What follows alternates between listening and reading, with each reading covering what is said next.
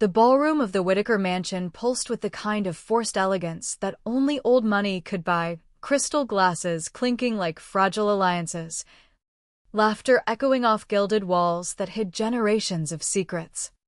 I stood there, Emily Thompson, the outsider who'd married into this polished nightmare, watching my 4-year-old daughter, Lily, clutch her worn teddy bear like a shield. Her tiny hand in mine felt like the only real thing in this sea of pretense. It was supposed to be a celebration, Richard Whittaker's 50th wedding anniversary. A night to toast the family's untouchable legacy in Boston's high society. But as I smoothed Lily's dress, I felt the familiar knot in my gut, the one that whispered I didn't belong. That I'd never belong. No matter how many years I spent playing the perfect wife. Richard held court by the grand fireplace, his voice booming over the crowd like a judge delivering a verdict. His wife, Margaret, floated nearby, her diamond necklace catching the light like stars in a cold sky. My husband, Ethan, was right beside them, laughing at some insider joke, his hand never quite reaching for mine. We'd been married 6 years. But I'd learned early that love in this family meant loyalty to the name above all else. Stay close, sweetie, I murmured to Lily, her wide eyes taking in the swirl of suits and gowns. She nodded. But I saw the uncertainty there. The way she was already shrinking herself to fit their expectations.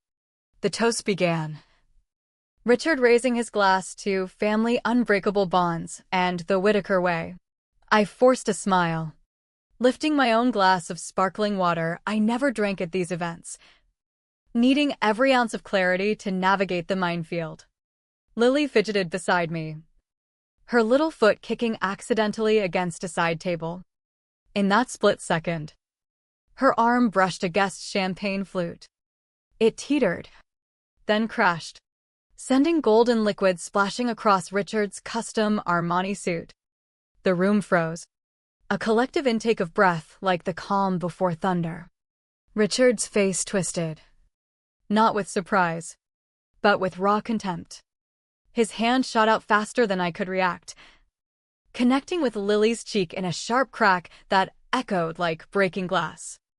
She stumbled back, her teddy dropping to the floor, a small cry escaping her lips as blood trickled from her nose. The mark bloomed red against her pale skin, and something inside me shattered, not just broke, but exploded into shards that cut deep. You clumsy little brat, Richard snarled, flicking champagne from his sleeve as if her pain was an inconvenience. This is what happens when we lower our standards. The words hung heavy, laced with the unspoken truth. Standards meant people like me. The girl from a modest suburb who dared to marry his son. I dropped to my knees, pulling Lily into my arms, her sobs muffled against my shoulder. Blood stained my silk blouse. But I didn't care. The crowd murmured, some averting eyes, others watching with that hungry gleam for fresh gossip. Ethan stepped forward, and for a heartbeat, I prayed he'd defend us, his wife, his child. Instead, he touched my arm, his voice low and urgent. Emily, take her outside. Now. Don't make this worse. Worse. My voice cracked, raw with disbelief. He hit her. Ethan, your father hit our daughter. Lily whimpered, clutching me tighter, her body trembling like a leaf in a storm. It's discipline, Ethan muttered, glancing at Richard, who was already straightening his tie. Unmoved. She ruined his suit.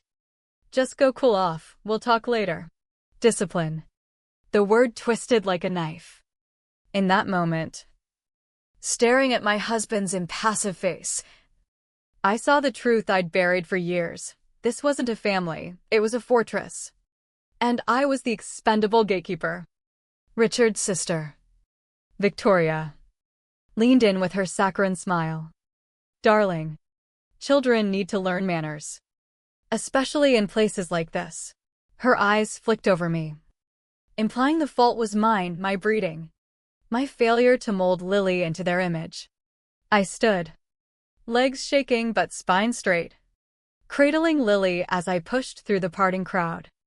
Whispers followed like shadows. Poor Ethan. Stuck with that one. The kid's wild, needs a stronger hand. At the door, Margaret blocked my path briefly, her voice a velvet threat. Emily, think of the family. We handle things privately.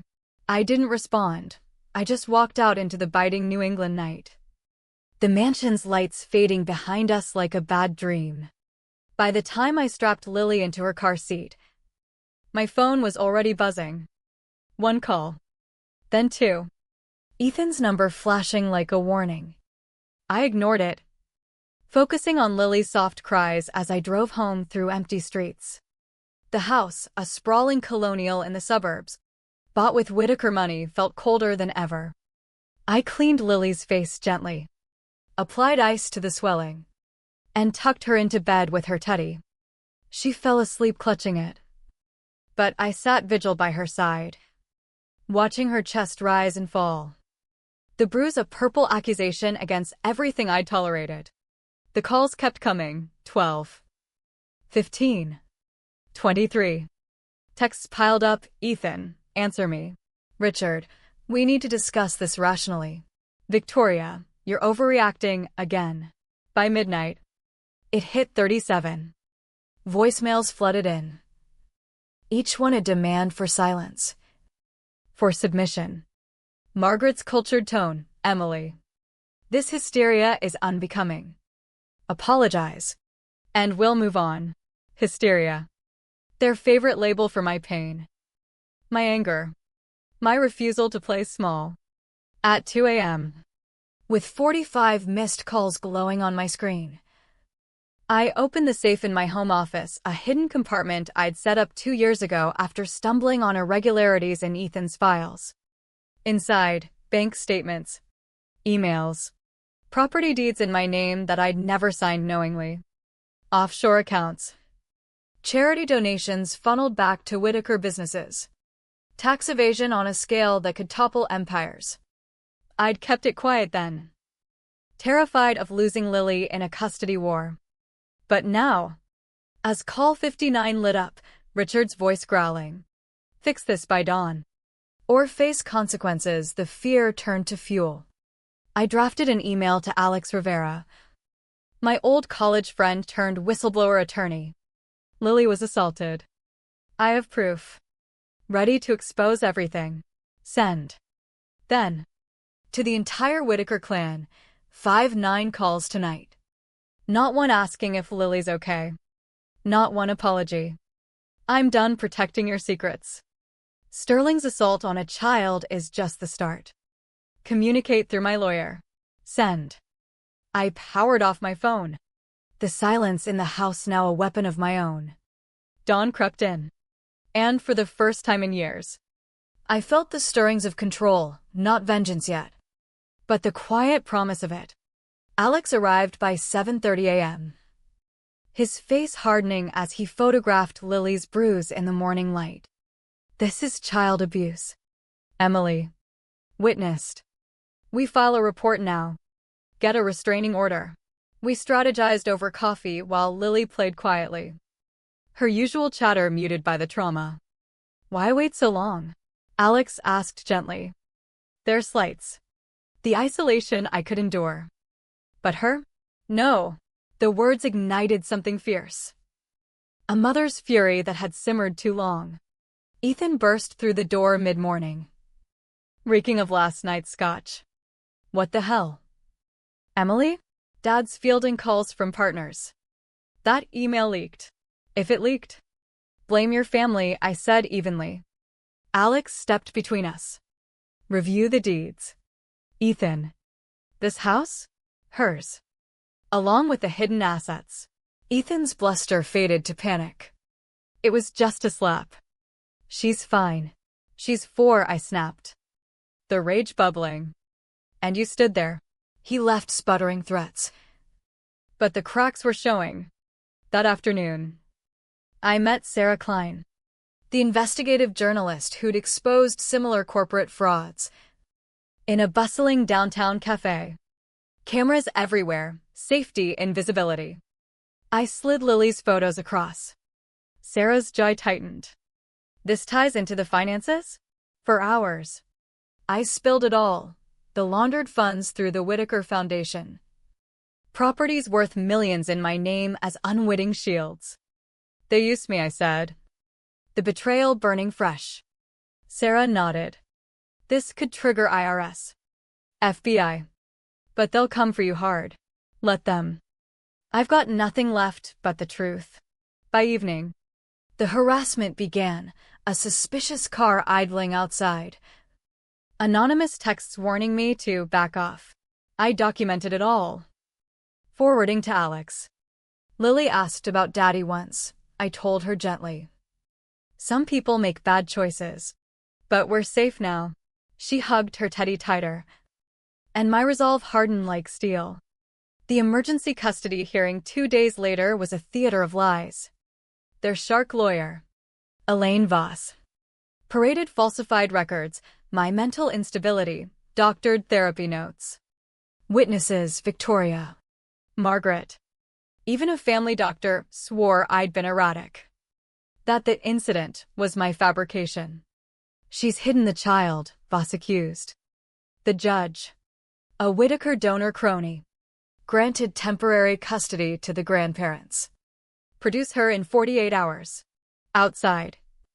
Ethan cornered me. Come home. Emily. We can fix this. His grip bruised my arm. You let him hurt her. Alex intervened. But the damage was done. That night, social media erupted, my face smeared across posts labeling me unstable. A danger. Threats poured in from bots and strangers. I paced the empty house, weighing flight versus fight. A text from Sarah, feds moving. Hold on. Monday dawned explosive. News channels blared, Whitaker fraud empire crumbles. Sarah's exposé detailed it all, the assault accelerating the probe. Assets in my name exposing the scheme. Raids hit their offices, Richard in cuffs. Ethan trailing like a lost puppy. The custody order reversed amid bribery probes. Properties confirmed mine, $35 million clean. Victim status sealed. The fallout was swift. Margaret's on-camera defense of discipline went viral, dooming her. Victoria skipped town. Ethan testified against them for leniency, showing up later with divorce papers. You were right, he admitted. Broken. I signed. Donated chunks to abused shelters. Kept our home for Lily. Months on. Lily and I bake in our kitchen. Flour everywhere. Her laughter pure. She spills milk without fear. Helps clean with a grin. Alex joins for dinners. A friend in the healing. The Whitakers? Richard rots in federal prison. Their name poison. They forged my silence into a blade. I just wielded it. In our imperfect, free world. That's enough.